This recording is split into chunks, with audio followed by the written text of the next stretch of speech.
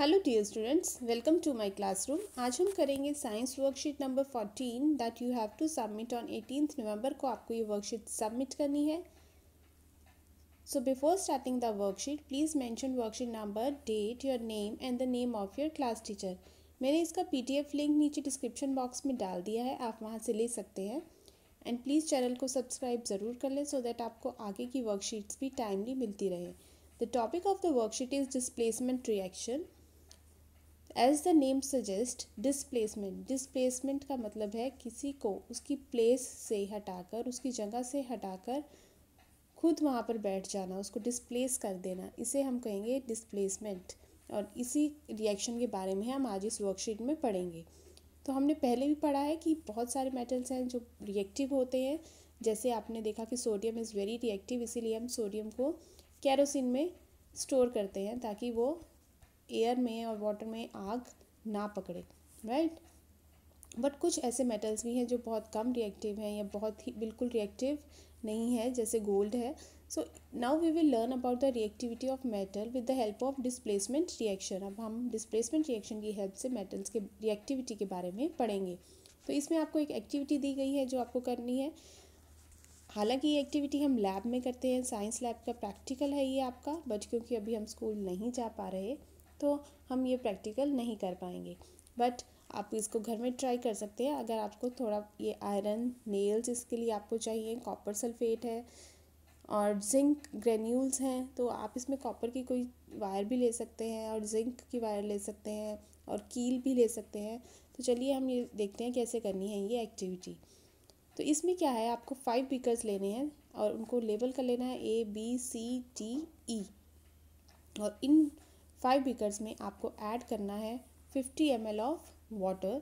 जब आप 50 ml of water add कर देंगे तो उसके बाद आपने बीकर ए में कॉपर सल्फेट और जिंक लेनी है, बी में copper sulphate and iron nails लेने हैं, सी में zinc sulphate and copper turnings लेनी है, डी में आपको आयरन सल्फेट और कॉपर टर्निंग्स लेनी है और ई में zinc sulphate and iron nails लेने हैं।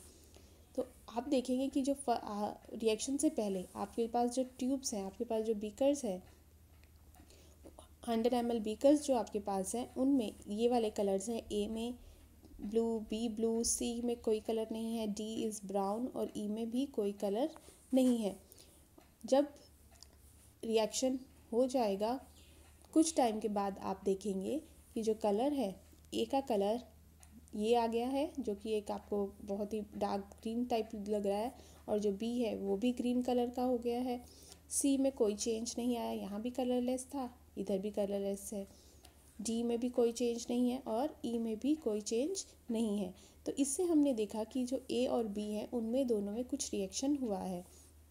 तो हम देखते हैं कि हमने ए में क्या लिया था। हमने ए में लिया था कॉपर सल्फेट और साथ में जिंक, ठीक। अब जब आप रिएक्शन हुआ तो जिंक ने कॉपर को उसकी प्लेस से हटा दिया, उसको डिस्प्लेस कर दिया और खुद वहाँ जाकर लग गया। तो आपका रिएक्शन बन जाएगा ये, जिंक सल्फेट हो गया और कॉपर अलग हो गया। अब इसीलिए जो कॉपर सल्फेट का जो कलर था वो ब्लू कलर था, पर अब क्योंकि कॉपर तो वहाँ से हट गया, कॉपर सल्फेट नहीं रहा, क्या बन गया है, जिंक सल्फेट। इसलिए जो ब्लू कलर था वो चेंज हो गया into dark bluish green colour, right. और जो कॉपर है वो पाउडर फॉर्म में नीचे सेटल डाउन हो गया। आप यहाँ पे देख सकते हैं, यहाँ पे कॉपर जो है वो पाउडर फॉर्म में यहाँ पे सेटल हो चुका है। तो इस तरह से ये रिएक्शन हुआ। अब बीकर बी में क्या था, बीकर बी में हमारे पास था कॉपर सल्फेट साथ में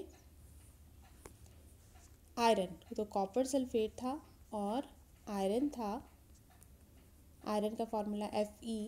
तो रिएक्शन हुआ Fe, आयरन ने कॉपर को हटा दिया और यहाँ पर लग गया खुद से और FeSO4 बना लिया और कॉपर को अलग कर दिया।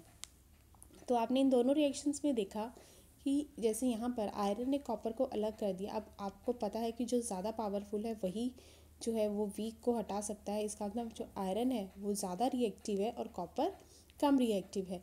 तो ये एक रूल है कि जो ज़्यादा रिएक्टिव मेटल होगा वही जो लेस रिएक्टिव मेटल होगा उसको हटा पाएगा, उसको डिस्प्लेस कर पाएगा। ये आपको याद रखना है कि ज़्यादा रिएक्टिव मेटल ही लेस रिएक्टिव मेटल को हटा सकता है उसकी जगह से, और इसे हम रिएक्शन को कहते हैं displacement reaction. So the rule here is that a more reactive metal can displace less reactive metal, but a less reactive metal cannot displace a more reactive metal from the solution। इसी वजह से जो C, D, E beakers थे उनमें कोई भी reaction नहीं हुआ। So there is that no displacement reaction takes place in beakers C, D and E. So we can conclude that more reactive metal displace less reactive metal from their compounds। तो ये एक sequence है। सबसे ज़्यादा reactive होता है zinc, उसके बाद नंबर है आयरन का, और उसके बाद नंबर है कॉपर। कॉपर जो है वो कम रिएक्टिव है इन दोनों से। आई होप आपको ये एक्सप्लेनेशन समझ आ गई है। तो अब हम क्वेश्चन असेस करते हैं।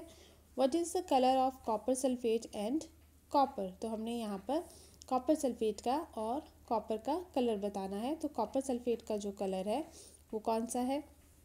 Blue colour. कॉपर सल्फेट का ब्लू कलर है, और जो कॉपर है, कॉपर पाउडर जो है उसका कलर होता है red. So this is red, और ये है copper sulphate is blue. Why the copper can not displace zinc from its salt solution.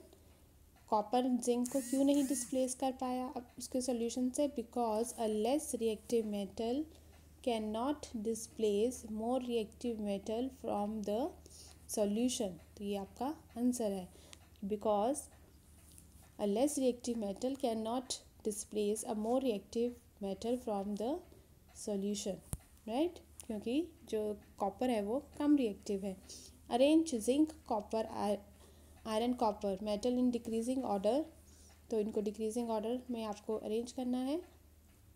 तो ये हो गया आपका डिक्रीजिंग ऑर्डर। सबसे ज़्यादा जिंक रिएक्टिव है, then iron and then copper. What happens when an iron nail is placed in a copper sulfate solution?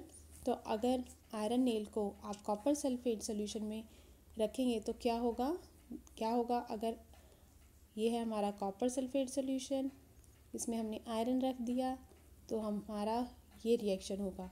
क्योंकि iron जो है, यहाँ पे हमने देखा कि आयरन जो है वो ज़्यादा रिएक्टिव है कॉपर से, तो आयरन उसको डिस्प्लेस कर देगा और आयरन सल्फेट और कॉपर फॉर्म हो जाएगा, राइट? तो इसका आंसर आपको यहाँ पे दिया भी है, ये देखिए।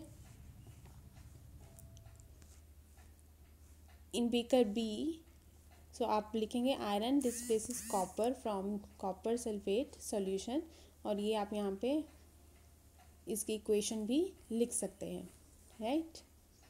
सो आप ये इक्वेशन यहाँ पर लिख देंगे। नेक्स्ट है कंप्लीट द रिएक्शन। जिंक, ये प्लस यहाँ पर आएगा क्या हमारे पास? Copper sulphate. तो आप यहाँ पर आंसर लिखेंगे, इस ब्लैंक में आंसर लिख देंगे copper sulphate. So zinc plus copper sulphate gives zinc sulphate plus copper. जो जिंक है वो कॉपर को डिस्प्लेस कर देगा। तो ये थी हमारी साइंस की वर्कशीट। आई होप आपको ये वर्कशीट समझ आई होगी। इसी के साथ जो आपकी नेक्स्ट वर्कशीट आई है वो है आपकी इंग्लिश की worksheet. Let's do it. This is your English worksheet number 16 that you have to again submit on 18th November. It is from the poem Geography lesson. In the last worksheet you read a poem about the perspective of a man who sees the city from above seated in a jet plane. तो हमने last worksheet में poem में पढ़ा था कि एक man है जो कि सिटी को ऊपर से देख रहा है, ऑब्जर्व कर रहा है जेट प्लेन में से। तो name the man whose perspective we read in the last worksheet stanzas. तो हमने किस मैन के बारे में पढ़ा था? ऑफकोर्स वो पोइट है, जो पोएम के पोइट हैं वही हैं जो अपना एक्सपीरियंस बता रहे हैं कि जब उन्होंने जेट प्लेन से नीचे अर्थ को देखा तो वो अर्थ उन्हें कैसी नज़र आ रही थी। तो इसके जो पोइट है जुल्फ़िकर घोष, वही इसका आंसर है। तो answer is C. Next is now let's read the remaining poem and see what happens when we will go much higher. So when the jet rose 6 miles high, it was clear the earth was round and that it had more sea than land. तो point कहते हैं कि जब jet 6 miles ऊपर तक जाता है तो ये तो क्लियर है कि अर्थ राउंड है और जो लैंड है लैंड से ज़्यादा सी से कवर्ड है. But it was difficult to understand that the man on the earth found causes to hate each other, to build walls across cities and to kill. From that highest it was not clear why. तो इसमें जो point है वो कहते हैं कि ये तो क्लियर हो गया कि इतनी माइल्स 6 माइल्स ऊपर जाकर ये क्लियर था कि अर्थ राउंड है और उसमें लैंड से ज़्यादा जो एरिया है वो सी ने कवर किया है. बट ये समझना बहुत ज़्यादा मुश्किल हो गया कि मैन जो है, जो अर्थ पर इंसान रह रहा है, उसने ऐसा उसने कैसे रीजंस फाइंड कर लिए एक दूसरे से हेट करने के लिए और बीच में सिटीज़ के वॉल्स बना ली और एक दूसरे को मारने के लिए उसने कहाँ से इतने सारे कॉजेज़ पैदा कर लिए. So from that height it was not clear why. तो पॉइंट को इतनी हाइट पर ये बात क्लियर नहीं हुई. What was the height that the jet attained? Choose the correct option. कितनी हाइट पे था jet? Jet was on 6 miles height. तो आप यहाँ पर 6 माइल्स हाइट टिक करेंगे. Option B. What does the point learn about the earth? Point ने क्या जाना अर्थ के बारे में? That the earth is round. So the answer is A, the earth was round. What is the threat to the logic of geography?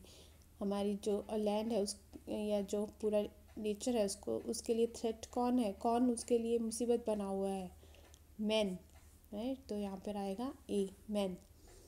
Make a list of rhyming words from the above mention stanza. Rhyming words हमने यहाँ से stanza से चुनने हैं. जैसे आपको दिया गया है हाई वाई. आपको पता है राइमिंग वर्ड्स कौन से होते हैं? जिनकी सेम टोन होती है. जैसे हाई वाई, तो आप यहाँ पे लिखेंगे हाई वाई आपको गिवन है. सेकंड आप लिखेंगे round found, round found. Third is land understand, land understand.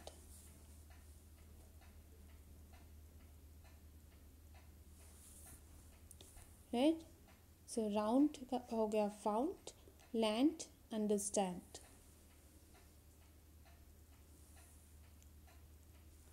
So these are the rhyming words. इसके अलावा अगर आप कोई राइमिंग वर्ड इसमें आप बना सकते हैं तो आप बना सकते हैं. Next is state one thing that became clear and one thing that remains unclear to the point. तो कौन सी बात पॉइंट को 6 माइल्स ऊपर जाकर क्लियर हो गई और कौन सी पॉइंट के लिए अनक्लियर रही? तो कौन सी बात क्लियर हो गई कि अर्थ राउंड है और सी से कवर्ड है, और बट अनक्लियर कौन सी रह गई कि क्यों ह्यूमंस जो हैं वो एक दूसरे को हेट करते हैं, एक दूसरे को मारना चाहते हैं. तो इसका आंसर आप ऐसे लिखेंगे. It become clear to the point that the earth is round and it has more sea than land, but it remains unclear that why humans hate and kill one another. Right? तो ये था आपका question number 4 का answer. सो ये थी science की आपकी science और इंग्लिश की वर्कशीट. आई होप आपको दोनों वर्कशीट अच्छे से समझ आई होंगी. So please like, share and subscribe the channel. Thank you.